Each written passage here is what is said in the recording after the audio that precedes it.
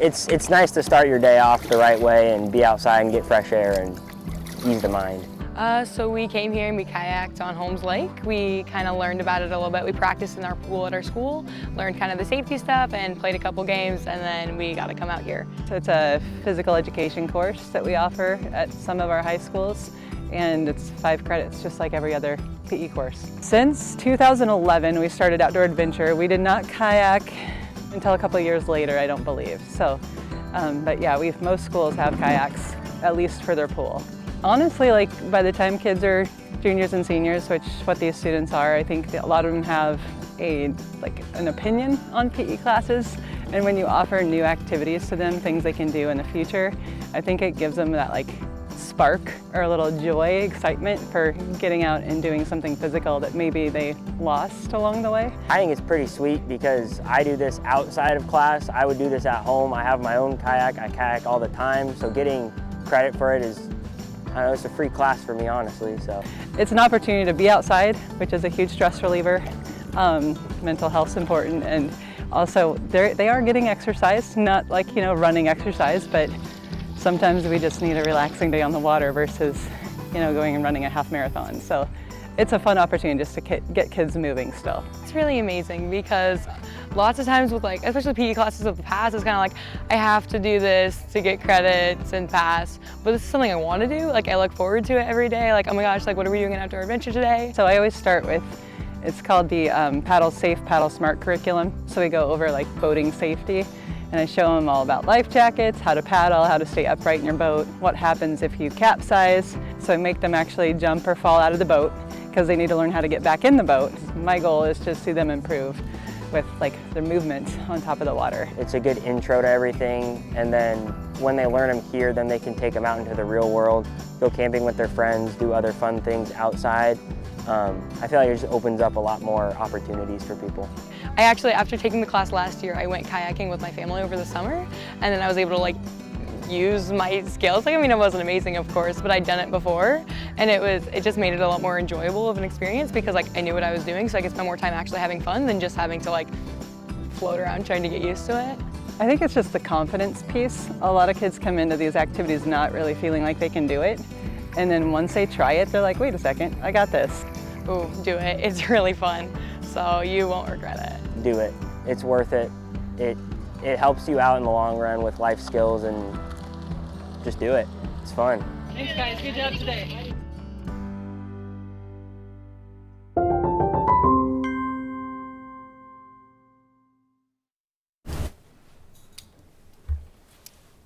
Ready? This meeting of the Lincoln Public Schools Board of Education for September 10th is called to order. Laura, would you call the roll? Ms. Beyer. Here. Mr. Boswell. Present. Mrs. Danick. Here. Mr. Mayhew. Present. Ms. Mumgard. Here. Dr. Rauner. Here. Mr. Shrivastov. Present. Nebraska Open Meetings Act is posted and available at the main entrance of the room. We have minutes from our August 26th board retreat, our August 26th LPS budget hearing, and our August 27th board meeting for approval. Are there any additions or corrections? Whoops, okay, I'll do the next. Seeing none, the minutes stand as approved. Next, we have our public hearing and LPS 2024-25 property tax request. The Board of Education of Lancaster County School District 1, also known as Lincoln Public Schools, is conducting this special public hearing pursuant to Section 77-1632, previously Section 77-1601.02, and other Nebraska laws.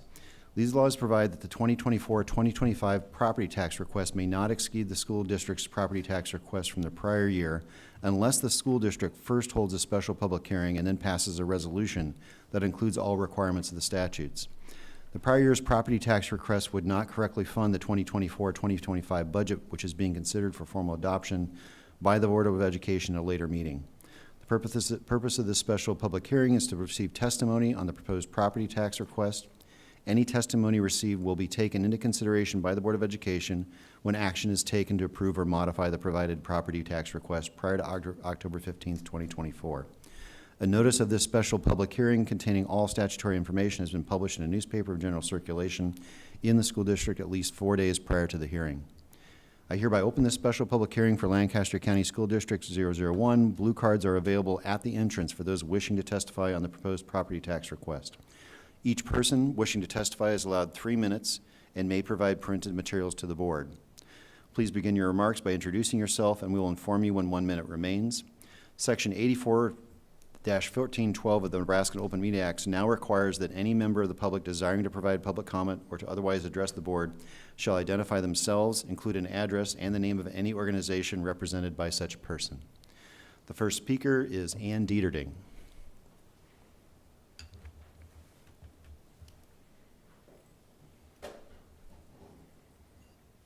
Is this where I speak? Do I have what?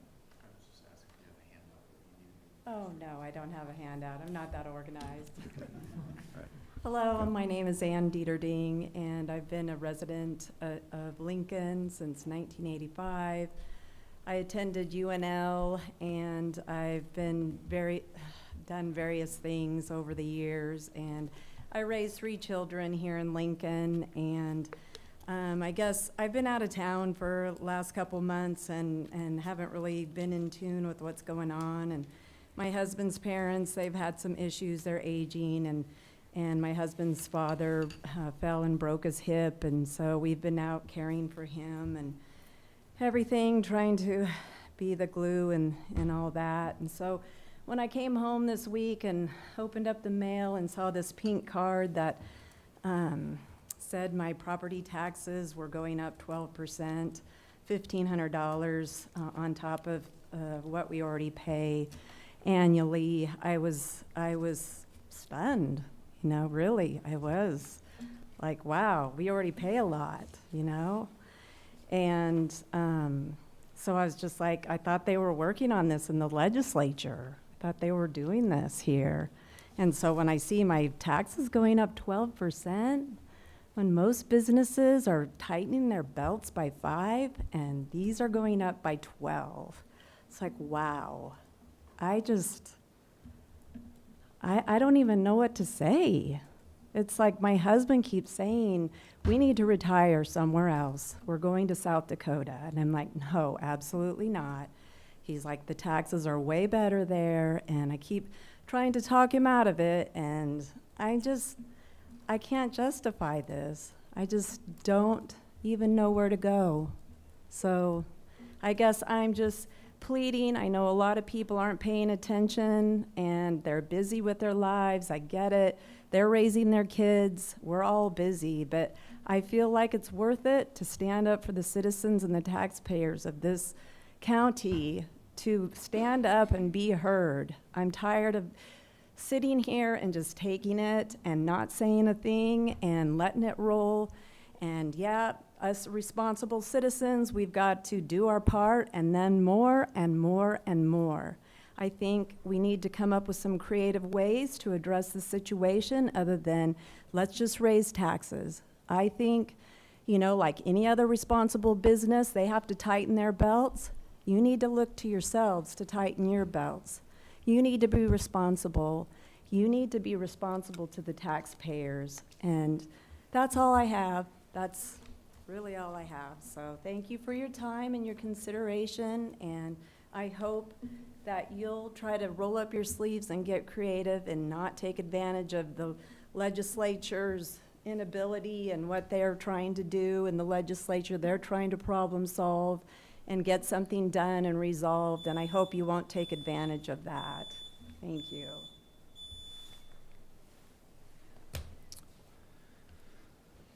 Seeing no one else wishing to testify on the property tax request, I hereby close the public hearing. This concludes this evening's public hearing for Lincoln Public Schools. We have no special reports, presentations, and celebrations of success, but we now have the regular public comment. Let's see. Sorry. Blue cards are available at the entrance to those wishing to speak. Each speaker is allowed 3 minutes and may be provided printed materials to the board. I don't think we have any others, so that ends public comment. Consent agenda. Our next item, are there any items to be removed from the consent agenda? Is there a motion for approval? Kathy? Move approval of items 9.1, Human Resource Matters, 9.2, Routine Business, and 9.3, Resolution approving certain staff trainings. Do I have a second? Barb? I second that. Any questions, comments, or conflict statements? I have one conflict statement. I hereby declare a potential conflict of interest and hereby abstain from voting on agenda item 9.2A. As to all member matters identified in and reflected by my separate potential conflict of interest statement filed herewith, my vote in favor of consent is a vote in favor of all other consent items except those identified in that statement, upon which I have and do hereby abstain. Laura, would you call the roll? Mrs. Danick. Yes. Mr. Mayhew. Yes. Ms. Mumgarde. Yes. Mr. Shrivastov. Yes. Ms. Byer. Yes. Mr. Boswell. Yes. Dr. Rauner. Yes. Next, section 2, first reading action at next meeting from board committees, 10.1.1, 2024-25 LPS budget adoption. Kathy. Thank you, Dr. Rauner. So I'm going to ask Dr. Standish to talk about the adoption of the budget, the school-based growth percentage increase, and the property tax request. We got 3 items that are on the first reading, and I'm just going to have you just stand there as opposed to moving, sitting. Thank you. Perfect, Mrs. Danick. I think it makes perfect sense to cover all 3 of these and give an overview, and then we can answer some board questions knowing that this is first reading and then action requested at our next meeting on September 24th. So I will cover all 3 agenda items.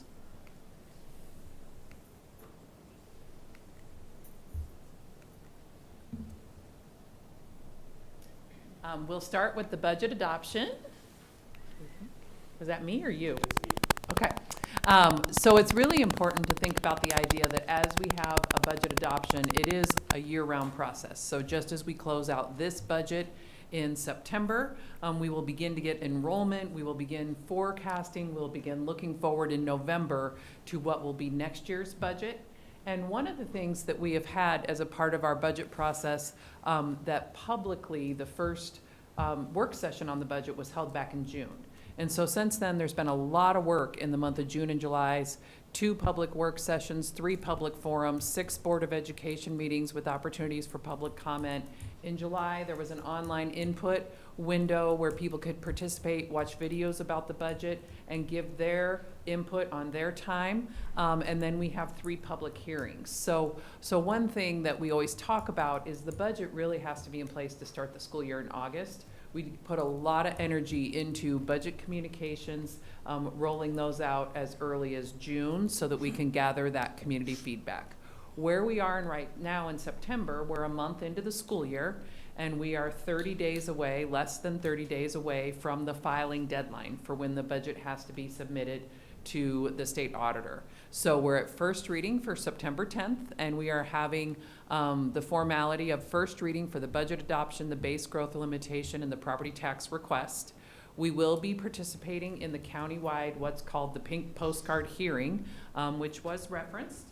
So taxpayers across Lancaster County, as designed by state law, not designed by Lincoln Public Schools, receive a communication about their tax increase and the communication about a hearing they can attend to talk about that increase and give feedback.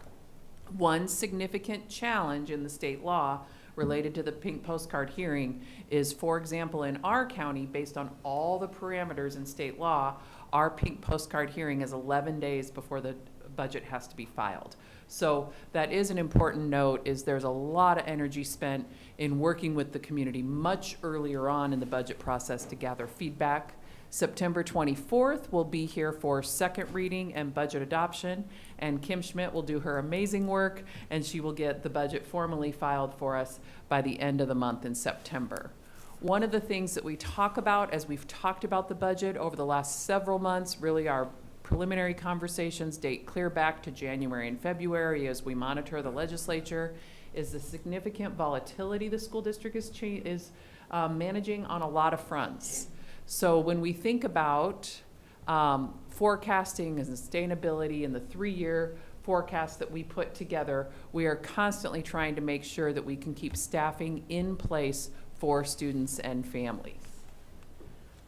One additional item that we faced this year that was referenced on the volatility slide was the elimination of the federal funding that was put in place during the pandemic. I think it's important to point out that through that process, we did reduce 40 FTE due to the loss of that federal funding as we were building this budget. In addition, we reduced some of our services during the summer, some of our extension services for families. And then we know this fall when families went back to school, there were some program and services that were previously funded with federal funds that had to be eliminated.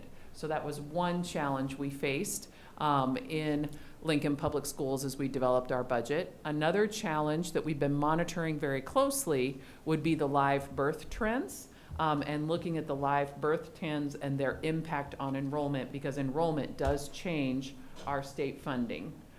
We estimated very early on, based on our cohort, that we could possibly decline 34 students. That was not assuming new growth into Lincoln. And I will share with you that as we're getting enrollment data in for this school year, we will be a growing school district. There will be growing students, and it could be a fairly substantial number. So we're not ready to go live within that, but as we're getting enrollment data in from schools, we do not expect to be a declining school district. We expect to be a growing school district going into next year, which is where Lincoln Public Schools has historically been.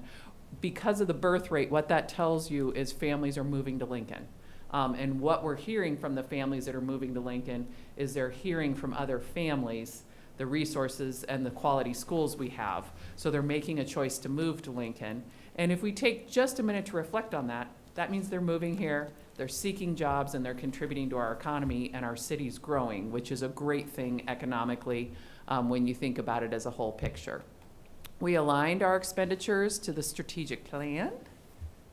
And we have 4 key priority areas that we align those expenditures to. And one of the key areas that we're working on is making sure we continue to direct resources, something the district has always taken a lot of pride in, but really talking about how do we direct resources based on student needs. So in the budget proposal, you will see an investment in things like early childhood and graduation, past graduation, close to $5 million. Our most significant investment would be salary and benefit increases. We also have a small investment there in community engagement. And then we have fixed costs like insurance premiums that are growing. So really, if you look at the budget increases that are in play, the majority would be staff, $19 million for salary and benefit increases, and then close to another $5 million related to student needs for early childhood, and then supporting student needs. It's important to know that in Lincoln, we run a $35 to $40 million payroll every month. 90% of our budget is made up of staff. And so participating in the Lincoln economy by paying people and having that energy in the economy is part of what Lincoln Public Schools does because we are in a people business. One adjustment that was made to the budget through those hearing processes with participation from the community, we had participation from the community seeking that the Board of Education invest in some additional resources for families that were maybe in a harder circumstance related to transportation. And so we do have a process through our social workers and counselors to offer bus passes to students if they're in a hard circumstance related to and have significant barriers to getting to school. Attendance does matter. We do want students here each and every day. And through the conversation and feedback from the community, we made the decision to increase the budget $30,000 to make more bus passes available for students that was their solution for getting to school every day. This does represent an increase in the general fund of $30,000, so you can see the revised figures there that are represented on the expenditure side. I will share with you on the revenue side, we did make the decision to pay for this from cash flow. So it did not impact the property tax request or anything in that frame. So once again, our budget is about 90% staff. So really the salary and benefit increases, the impact of the labor market, all weigh very heavily on the budget building that we do throughout those months. This is a 5-year trend when you look at our expenditure budget, and we can compare that on the next slide. I think it's also important to understand that we always have more needs than we have resources available. So there was close to about $10 million in requests that were made of the Board of Education through the Finance Committee that we did not put in the budget, that were not funded. And these are real student needs that get put forward by professionals in our organization. Here is that trend I referenced when you look at the expenditure budget compared to inflation and compared to the employment cost index. You can see the percent of the budget increase for Lincoln Public Schools. You can see the inflation comparison for that. And then you can see how close we are in line with the cost of employing people based on the U.S. Bureau of Labor Statistics. We talk a lot about the general fund. That is the majority of the tax bill, and that is also the majority of our budget. We do build a budget for all funds, which includes the general fund, the federal fund, special grant funds, and many other funds. All of that information is produced in the public documents that get posted for budget hearings and budget adoption. They're also available online. We have a significant budget document that has line item detail and has all the funds covered. So if anyone in the community wants to learn more about our budget, that is the best resource. We have the situation where we have funds that receive transfers from other funds. So we might have a fund that gets paid for from, say, the general fund. So if we budget for school buses in the general fund, we might transfer those dollars to the depreciation fund. So the previous slide had duplicates. If you take out duplicates, the total budget for Lincoln Public Schools is about $908 million. So it's important when someone's reviewing these materials that they understand that sometimes there is duplication when we're interacting with the funds together. So now we can go on to the tax request. So here is the notice for the tax request, and that is what is necessary to fund the budget. And this is the public document that's used for adopting the budget. So here's some of the notices that have been in the paper. And then I'm going to talk a little bit about the base growth limitation. You will be asked as a board to vote to exceed what is called the base growth limitation. So the base growth limitation came about from Governor Pillen's education finance package, not this year, not this calendar year since January or the special session, the year before, 2023. There was a soft property tax cap put in place that would require school districts and school boards to have a vote of the board to use local control if they had to exceed their base limitation. Our base limitation for this year is 3.55% revenue growth. Our revenue is actually only growing 1%, but we're still having to exceed the base limitation, which I realize does not make any sense. So we're going to talk about that for just a few seconds. When this lid was put into place, there was not the special education revenue in the base number. So there's actually a new revenue that the district is being held accountable for. So the base limitation was truly created for a school board to maybe manage a labor shortage. Maybe they had to give additional raises to attract new labor. We have significant swings in revenue when we work with state aid, student needs, or strategic initiatives. The base limitation this year is really just responding to a function of timing, of the fact that the special education was not in the base number, so we have to have the higher number just to account for that new revenue being counted.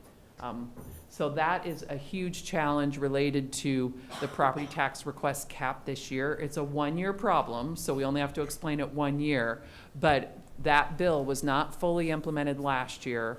The new special education reimbursement was not included in our baseline number last year. So when you add a complete new revenue that didn't exist before, it looks like your revenue budget grows more than it's actually growing.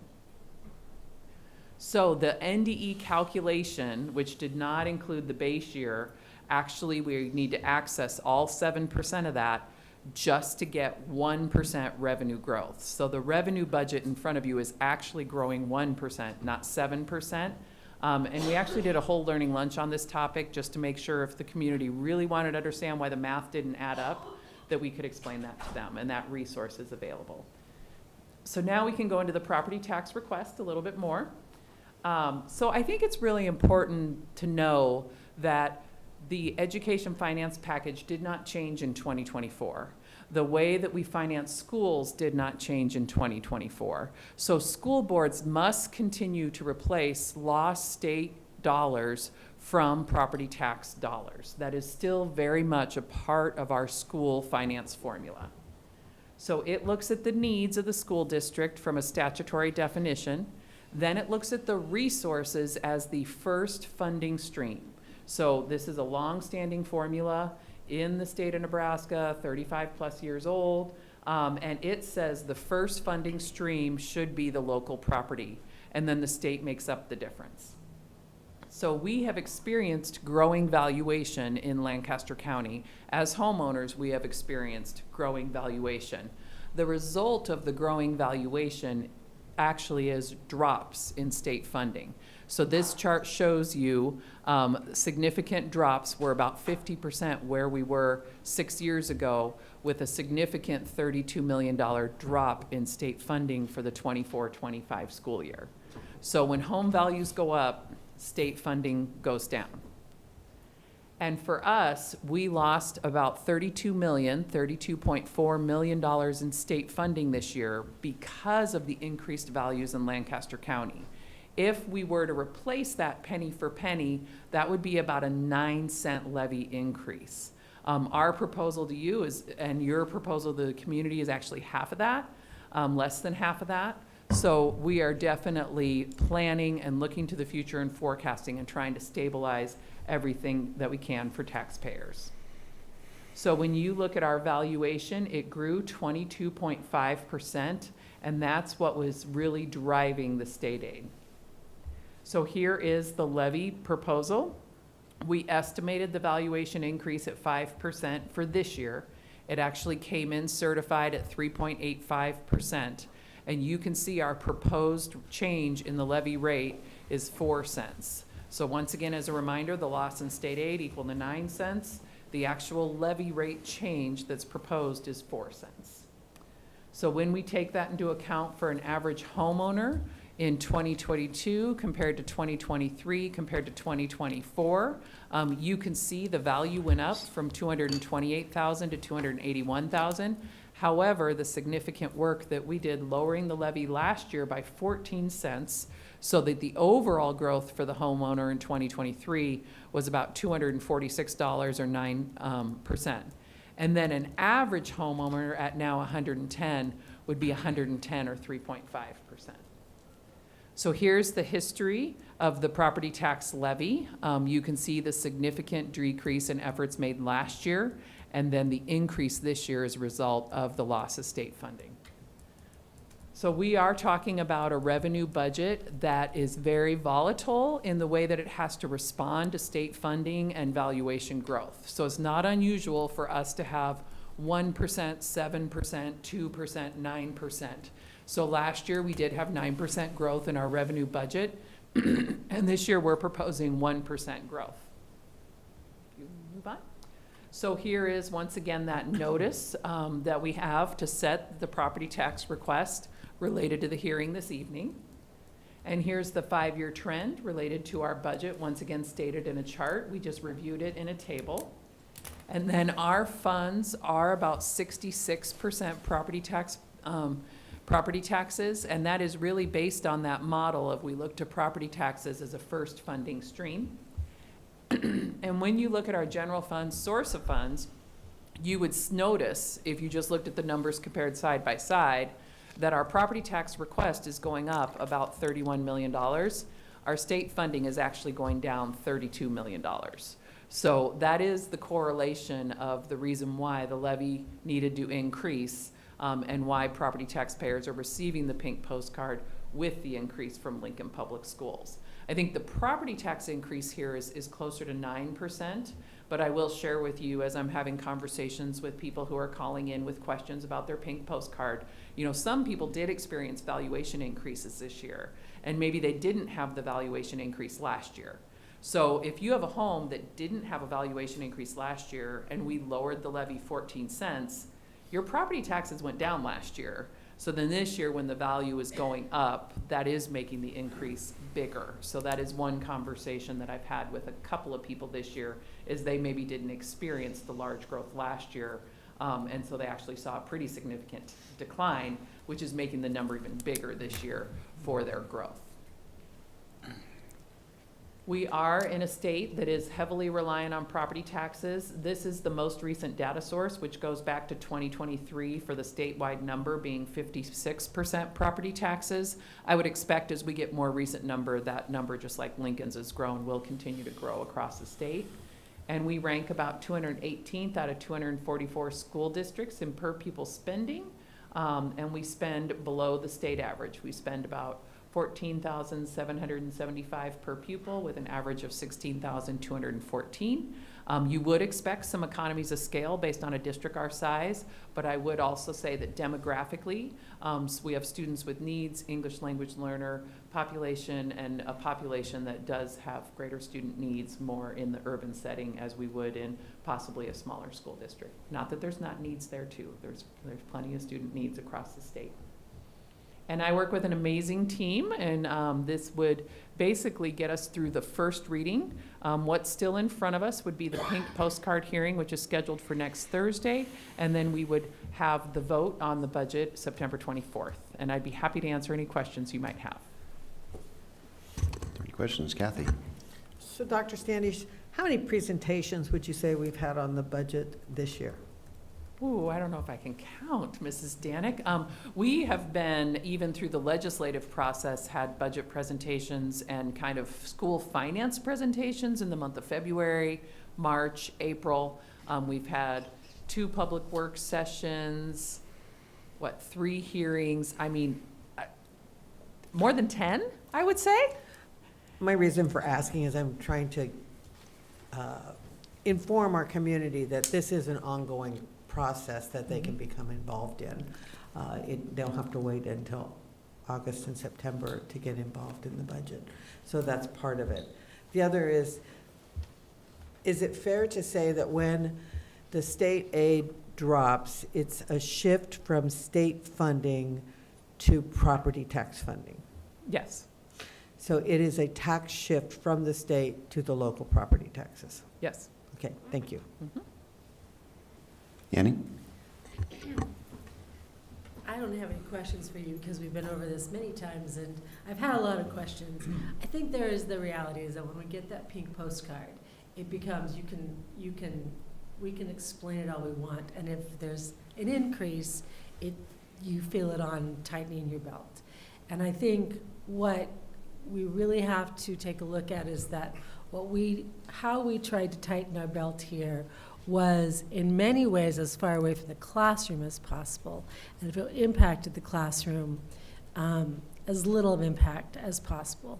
I mean, our mission here is to do and to provide the best education for our kids and for our future. And I just think, I did look at the pink card yesterday, and I was like, whew, we are average. We are going up, but. And my husband even joked because my daughter says, "What's Mom looking at?" He goes, "She's looking at that darn school, what they're doing to our taxes." And I'm like, well, I can tell you what we're not doing with our taxes.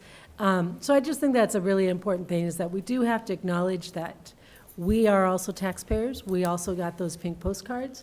We also know what it feels like when you see it go up.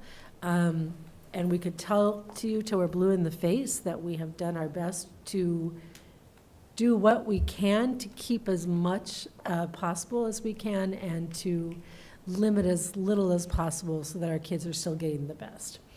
There's going to be gaps. We will hear about those gaps. There'll be things we haven't expected, just like when you make your own budget and you forget that your car is going to break down every February. We're going to have some. We won't have as many because we have Liz and her great team doing it. I'm pretty sure we're okay in February. But I just, you know, I think we also just need to acknowledge, you know, we understand what we're doing, but it can be tough when you see that. And that there's a little sympathy, but also that behind that sympathy is a lot of knowledge that we're just doing the best we can to provide the best education we can for this, our community as well, so. Lanny and then Barb. I thank the Finance Committee and the Budget team for their work on the proposed budget, especially considering the chaotic and challenging legislative environment this year. During our summer budget work session, I expressed my concerns with the revenue lid calculation and the local effort rate. These concerns and others could have been addressed in the special session. Instead, we are essentially in the same situation as we were at the start of summer, looking to a future legislature to fix the inconsistencies in the state school funding system. Our state aid is down by more than $30 million. The local effort rate is unchanged at $1 per $100 of valuation. And, for the first time in 20 years, we have a proposed budget that would increase the total LPS property tax rate, walking back 4 cents of last year's 14-cent reduction in the total property tax rate. I think this is a step too far, and I intend to vote against this year's budget, revenue lid override, and property tax request. Thank you. Barb? Thank you and your team for going and putting this together, and everybody that served on the Finance Committee. I just want to inform those people who may be watching that live on limited incomes, that may be retired or disabled, to please look into the homestead exemption. We don't want anyone to not have their home, and quite often you can qualify. You don't know until you look. There are lots of variables in going and applying for that, and can be very helpful. Catherine? Dr. Standish, in the special session, there was one bill that passed that basically took the 1107 tax credits, and instead of making us now file them when we file our income tax next spring, that's going to be what they call front loader, or come off our property tax statement. Do I have that correct? You do have that correct, Mrs. Stanek, and I don't necessarily want to speculate how that will all work. I would rather, you know, the Department of Revenue say this is exactly what's going to happen, or the counties. What I think is going to happen is that when we get our tax bills here the end of this year, there's always been a Nebraska property tax credit on there. There will also be that additional, we commonly refer to as LB 1107, and they're doing what is called front-loading it. So the actual tax bill will be less, that I speculate people will be getting here in December. Now, on the flip side, if you are a family who has filed for the income tax credit, once again, volatility this year will feel weird because there's so much shifting underneath us. You will file for that income tax credit one more time for the taxes you paid the previous year, and so you'll no longer get it as an income tax credit in the future. It will be front-loaded on your property tax statement. So I would expect the property tax statements that go out this year to represent that credit. But once again, I don't ever want anyone to like plan their family finances on my understanding of what the law is going to do and how it's going to be applied. It really is up to those agencies to interpret the statutes and apply them, not me. So we are adopting the full amount, but there is a substantial state credit that is not accounted for, that will be accounted for and reduce the amount that we're asking for. I just wanted people to understand that we didn't take that money and keep it. It's Correct. actually coming back in a different format. Correct. Thank you. Yeah, so the pink postcard won't actually match the tax Nope. bill, is my understanding of how this Correct. should work. Correct. Yes. Once again, creating one more element of Confusion. confusion, yes. Yeah, I'll just add a few comments too, that after over 5 years of this, learning to your presentations, a couple of take-homes to me is anytime the legislature changes something, it takes 3 years to work its way through the system. Mhm. I'll remind people that a year ago, we discussed how much we were going to lower the levy, and Liz correctly predicted that we might have to bring it back up because of exactly what she just said. Our decision at the time was to lower it as much as we could last year because we wanted people to have the money in their pocket this year, even though we knew we might have to go back up this year, which we have now had to do. The reason for that is not on our control. The state cut our state aid again. And going back, you have your slide, they've actually cut our state aid in half over the last 5 or 6 years. Had the state not cut that aid, and instead if the aid had kept pace with inflation, we could have cut your levy probably close to 30 cents. It's the state balancing its budget by cutting our funding and then forcing it on property taxes. I think that's one of the take-homes for me, is the state aid formula is part of the challenge. And like Lanny mentioned, that dollar effort rate, maybe if they lowered that effort rate and they didn't cut our state aid formula, we could be lowering your taxes substantially. That might be one of the simpler fixes than what was discussed at the legislature, the special session. Hopefully maybe it'll come up in January, February. So I just want people to understand that it takes 3 years for this to work through the system. Liz's projections have been accurate, pretty accurate, probably more, I think more accurate than an NDE's, we'll say that. So I just want to make sure the public understands that we had the decision to not cut you so much last year, but we gave it to you last year, knowing that we might have to do this because of these delays, and we knew the state aid would probably go down, which unfortunately it did. So did I get that correct? Absolutely. Okay, all right, thanks. Any other discussion? Okay, and this was from 10.11 through 113, so this will come back at our next, I'm sure we'll have more questions in 2 weeks potentially. Thank you, Liz. Next, we have 10.1.4, the 2024-25 Board of Education and Superintendent Annual Goals and Priorities. They are listed in draft form, and I'm going to guess, do you want to say anything, Paul, before we have some comments on this? We believe that we've scribed these per the board's direction after the 2 board retreats that were held, and we believe these meet what your expectations included, but certainly are open to scrubbing through them again if need be. Okay. Is there any discussion?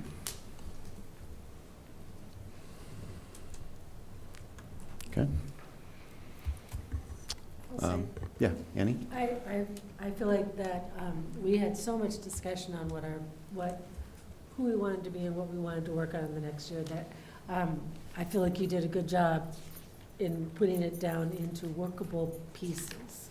So I wouldn't say I have anything to add to it, just more of I think thank you for doing an admirable job in taking 7 people's opinions and putting them into workable places where we could be moving forward as a school district. So, Thank you. Thank you. Okay. All right. Seeing no other discussion, this will come back to us at our next meeting. Next on to Section 11, second reading, 11.1 from board committees, Section 11, item 11.1.1, newly annexed property of the City of Lincoln. Do I have a motion? Kathy? Move approval of item 11.1.1, newly annexed property to the City of Lincoln. Barb? I'll second that. I should have let Barb, it's her committee, sorry. You guys are fast with your draw there, so. I did want to take a moment to have Scott come up and explain this little wedge that we're going and annexing here, and tell us what this means. So we shared this with planning today, midday today. This is 1.3 acres. It's actually 4 residential lots. This is part of Highland View. Highland View, it's the 9th edition. And so developers will provide a preliminary plat to planning and to the city for review and approval. And the Highland View development is 160 acres approximately, and it is west of the SCO Middle School Fallbrook development, okay? And so that puts it in perspective, its location. That 160 acres is approximately 2/3 developed with residential housing to date. And developers will continue to ask for annexations, additions to their development on occasion based on the market. And so they're converting ag property to R3 residential property, which is a higher property value in terms of taxation. And so that's the methodology behind development. And so in this case, it's only 1.3 acres and 4 lots. And so I'd be happy to answer any questions if you have any. Kathy? So Scott, Dr. Standish, Dr. Gosman, Mrs. Mungard, and myself met with the staff at Coosier. They're obviously at 915 kids and kind of freaked out when we annex more property and say, hey, it's in your school district. So can you explain how, when we make a boundary change a year ago, that it takes time for the boundaries to actually take effect for the families? Well, as you know, boundary changes do not happen often. We are very strategic about that because it impacts families. We also know the impact on schools that are very large like Coosier. When a boundary change is made, we have a rule of sibling rule where if I'm a 5th grader and I move on to middle school, but I have a kindergarten brother or sister, we still allow them to continue to go to that same elementary school if they so choose. So it actually doesn't happen overnight when a boundary change is made. It probably takes 3 to 5 years for it to fully come into action in terms of what the move we made was.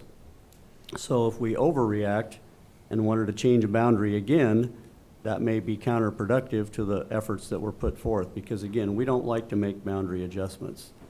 We also, as Dr. Standish mentioned earlier, the live birth rates have an impact on those areas, so does the comprehensive plan. Many things that we don't have control of. As you all know, going into the 2020 bond issue, we spent a lot of time looking at Northwest Lincoln. That is a really difficult part of our community to solve because of many barriers. So to go back and answer your question, it takes time for a boundary adjustment to make the move that we intend it to make in terms of how it impacts the school population. And generally, those boundary changes happen on the perimeter, the external perimeter of our district when we do them. It doesn't matter if it's North Lincoln, South Lincoln, East Lincoln, West Lincoln, correct? That's correct. If you want to look at the entire periphery of Lincoln, most of those school boundaries on the edges of town fluctuate dramatically based on growth. And the growth is new houses coming in. Do we know if those are multifamily dwellings or single-family dwellings? This entire quarter section is single-family, kid-friendly types of homes, yes.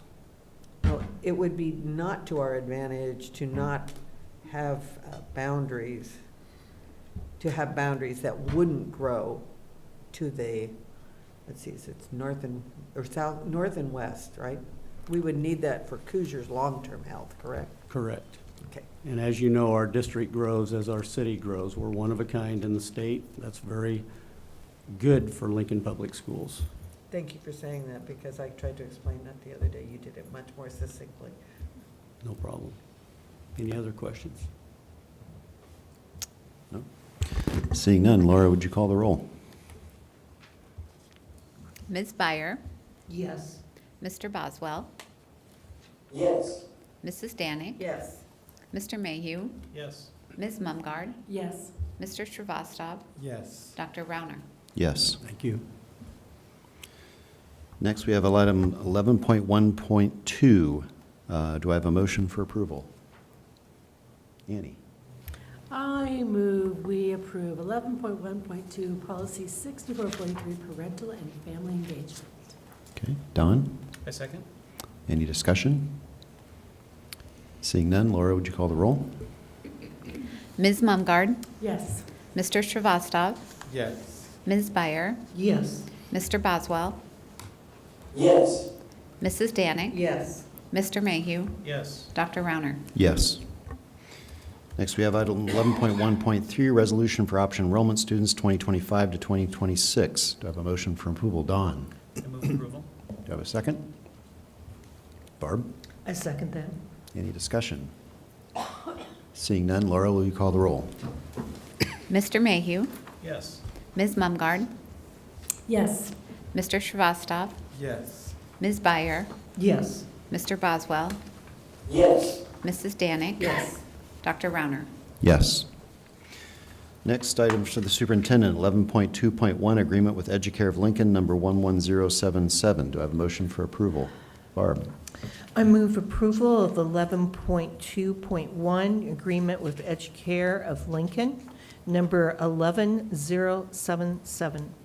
Is there a second? Lanny? Second. Is there any discussion? Seeing none, Laura, would you call the roll? Mr. Boswell, Yes. Ms. Byer, Yes. Mr. Shrivastov, Yes. Ms. Mumgarde, Yes. Mr. Mayhew, Yes. Mrs. Danik, Yes. Dr. Rauner. Yes. We have no expedited emergency actions, no items removed from consent agenda, informational items or reports from the board committees. Any reports? From special appointments? No? From the superintendent? Yes, please, this evening. Normally, board members, you know that I begin with celebrations from the district, but tonight I would like to take a moment before some celebrations to talk about a very serious topic. You may have heard some reports out of Omaha about the shooting at an Omaha high school this afternoon. Our hearts are with the Omaha staff, students, families, and the community during this difficult time. Our children deserve to go to school and feel safe and loved without fear. Information is still coming out about that particular incident, and understandably, there will be heightened concern in our own community. As a father, as a grandfather, as a superintendent in a school district where we serve over 41,000 students and close to 7,000 staff members, I'm constantly thinking about how we keep those who enter our buildings safe every single day. We are fortunate to have a nationally recognized security and threat assessment team that's in continual communication with local, state, and national law enforcement. They work collaboratively every single day with these groups, as well as our school administrators and staff, to develop and implement safety protocol to help keep students and our schools safe. We train, we practice, we utilize, we review and adjust these protocols, and we communicate these protocols consistently. We sent an email to families this evening with important information, reminders, and resources to support them and their students in light of these recent events. This information is also posted on our website at lps.org. School safety requires a community. If anyone has a safety concern, please tell a trusted staff member. Our LPS security or threat assessment by using the green Safe to Say button on our website.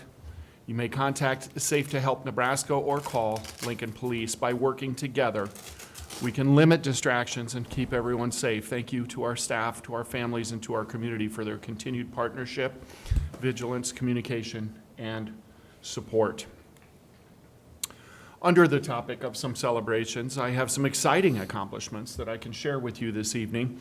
The Nebraska Department of Education released the list of high schools and students in high schools recognized for receiving the Nebraska Seal of Biliteracy.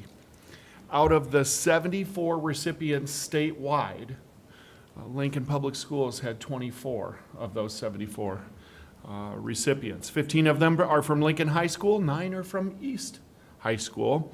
The award honors students who have achieved a high level of proficiency in both English and at least one additional language before graduating from high school. We even have an East student who received the award in both Chinese and Spanish. LPS offers world language courses in Mandarin Chinese, French, German, Japanese, Spanish, Spanish for Spanish speakers, and Arabic for Arabic speakers. Congratulations to our students who earned this achievement. And finally, under celebrations, I'd like to just mention the Standing Bear High School dedication ceremony. We want to invite our community to celebrate with us on Sunday, September 29, as we dedicate Standing Bear High School during a special ceremony. The dedication ceremony on that date will be from 1 to 3. Again, that's the 29th of September, and it will include performances by the Ponca Drum Group, our own student musicians, and remarks by Ponca chairwoman Candace Schmidt. We hope the community will join us as we dedicate our newest high school and honor the legacy of Chief Standing Bear. And with that, I close my report. Next, announcements of upcoming events for the board. September 12th, the Career Academy Joint Board Meeting, 9:30 a.m. at the Career Academy.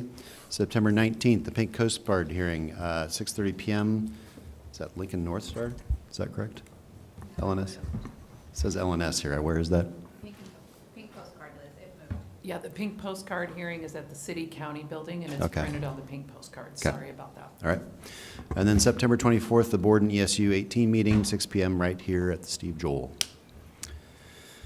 There is no more public comment, no request for a closed session. The meeting is adjourned.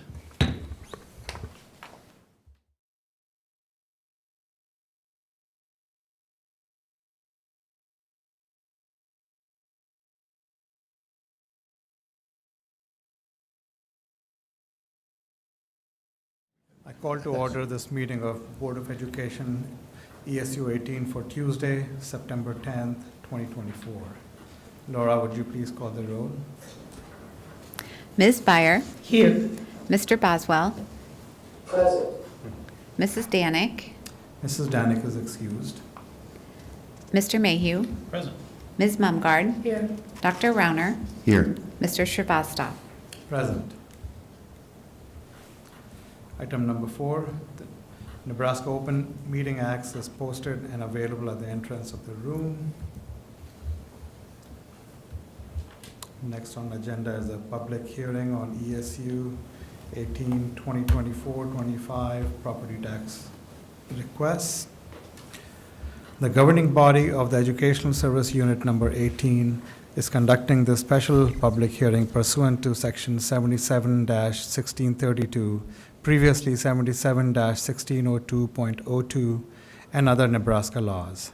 These laws provide that the 2024-25 property tax request may not exceed the Educational Service Unit's property tax request from the prior year, unless the unit first holds a special public hearing and then passes a resolution that includes all requirements of the statutes.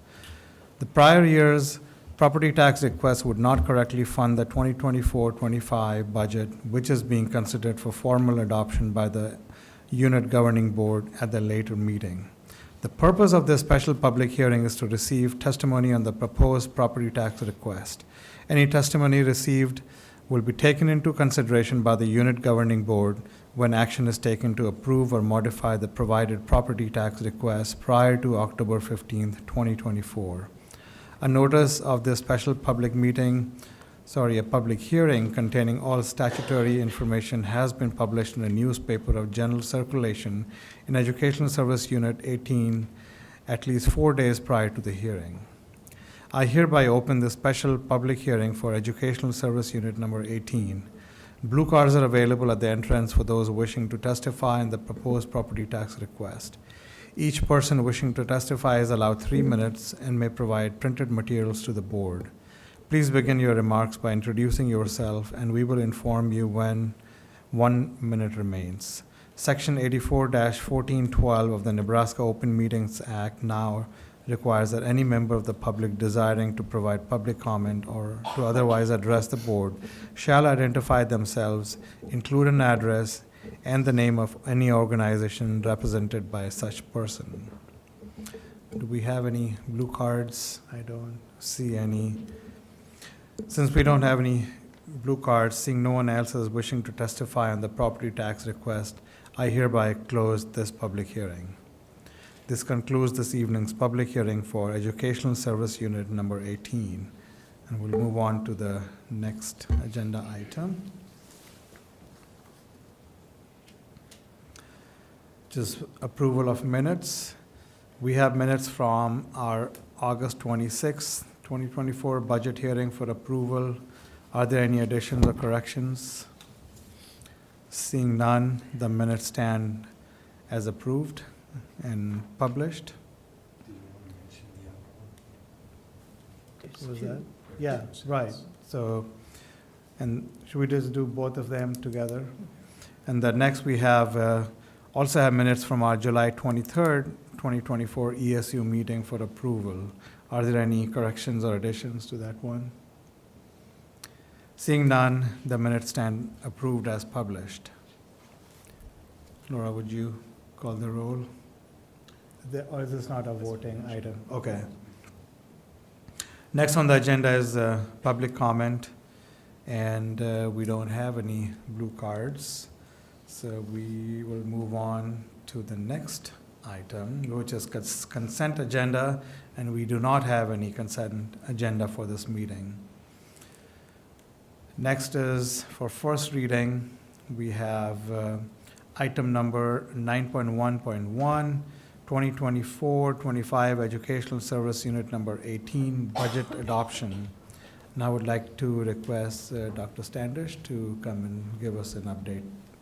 Yes, so before you, you have first reading for the ESU budget adoption and property tax request. Once again, the book that I referenced that's available on the district website has the ESU budget as a component within it, so you can find all these numbers in detail. That walked you through the receipts and the expenditures for the ESU. In summary, very similar to the school district, the increases are predominantly for salaries, benefits, and then contracted services, because there's times when the ESU contracts with the general fund for the school district, the co-op fund, and vice versa. So anytime we're exchanging services between those entities, it is paying that higher rate that represents the salary increases and benefit increases. There was a slight adjustment to the Pathfinder program, increasing some contracted services, supplies, and summer school while reducing some FTE. And then also the grants budget, accounting for various grants that run through the school district to serve both Lincoln Public Schools and private schools within the Lincoln community for the ESU. So here is the notice for the budget hearing, which has already occurred, and so this will get updated. Our property tax request and data is available. And then finally is the special hearing for setting the tax request, which we just completed. Once again, amazing team of people puts this whole information together, and if anyone has any questions, they can contact me, and I'm happy to answer any questions from the ESU board. Are there any questions? Thank you, Dr. Standish. And that also included agenda item 9.1.2, 2024-25 Educational Service Unit Number 18 Property Tax Request. We do not have anything for the second reading, and we do not have a request for closed session, so we are adjourned.